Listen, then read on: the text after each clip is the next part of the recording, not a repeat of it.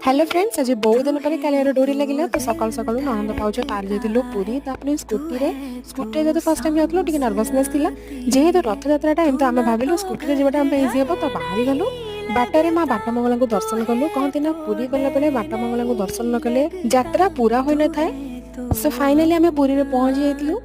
पुरी रे पहुंचले बेलको पाखापाखि 8:30 हो जाइतला तापर आमे सेठु बाहर जाइतलु गुंडीचा मंदिर रे तीन ठाकुर को पूरा पाखरे दर्शन करथिलु दर्शन तो बहुत बढिया थिला तापर सेठी किछि प्रसाद खाई के बाहर आसथिलु आसला बेलको देखिला बेलको मंदिर पाखरे तीन रथ आसी लागि गलेनी तीन रथ को दौड़ी छुई मुंडिया मारथिलु नेक्स्ट आमे जाइतलु बडदांड रे पतित पावन दर्शन करथिलु तापर आमे बाहर जाइतलु सी बीच बुलाबुली करिया पे सी बीच रे बुलाबुली सारी खाइबा पे पळेलु नमस्ते पुरी को सेठी आराम से पेट पूजा करी पुणी आमे बैक करथिलु भुवनेश्वर ठाकुरଙ୍କ कृपाରୁ भलर भलरे आमे घरे पहुंची जाइतलु एमती कह गेला हमर एक्सपीरियंस ना बहुत बढ़िया थिला तीन ठाकुरଙ୍କୁ पूरा पाखरे दर्शन हेतला तो सेति बहुत खुशी लागतिला।